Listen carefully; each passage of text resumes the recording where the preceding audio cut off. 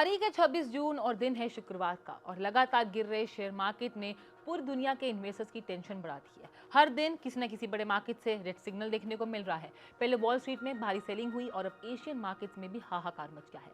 अब सवाल आता है कि why Asian markets are bleeding. आखिर ऐसा क्या हुआ कि जापान से लेकर साउथ कोरिया, हांगकांग और चाइना तक स्टॉक मार्केट्स में भारी गिरावट देखने को मिल रही है।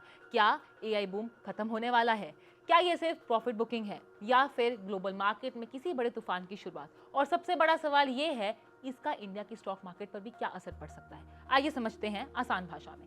26 जून यानी कि आज एशियन मार्केट्स में जबरदस्त सेलिंग देखने को मिली है। साउथ कोरिया का कॉस्पी करीब 8% टूट चुका है, जिसके बाद यहाँ सर्किट ब्रेकर तक भी बात आ गई है। वहीं जापान का निक्की करीब 5%, हांगकांग का हैंगसेंग 2% से ज्यादा और चाइना के प्रमुख इंडेक्सेस में भी भारी गिरावट के साथ बंद हुए हैं। लेकिन आखिर ये गिरावट आई क्यों है?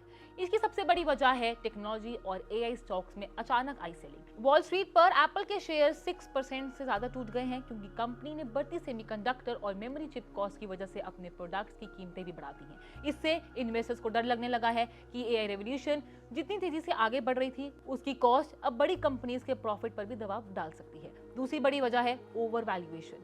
पिछले कुछ महीनों में एआई स्टॉक्स ने शानदार रैली दिखाई थी और कई शेयर्स अपनी रियल वैल्यू से काफी ऊपर भी पहुंच चुके थे। ऐसे में क्वार्टर एंड पर बड़े इन्वेस्टर्स ने प्रॉफिट बुकिंग शुरू भी कर दी थी, जिससे सेलिंग और भी ज्यादा तेज हो गई थी। इसके अलावा ओपन एआई और संभावित आईपीओ डिले की खबरों ने भी मार्केट सेंटीमेंट को कमजोर किया है। इन्वेस्टर्स अब एआई सेक्टर की वैल्यूएशन को लेकर ज्यादा अलर्ट भी हो गए हैं। यही वजह है कि पिछले कुछ दिनों से लगातार एशियन मार्केट्स में हलचल मची हुई है। जब किसी एक बड़े सेक्टर, खास करके टेक्नोलॉजी में डर पैदा होता है तो उसका असर पूरे रीजन के मार्केट्स पर दिखाई देता है। अब सबसे बड़ा सवाल आता है, क्या इंडिया पर भी इसका इम्पैक्ट पड़ेगा? अगर ग्लोबल सेलिंग का दबाव जारी रहता है तो सेंसेक्स और निफ्टी में भी शॉर्ट टर्म वॉलेटिलिटी देखने को मिल सकती है।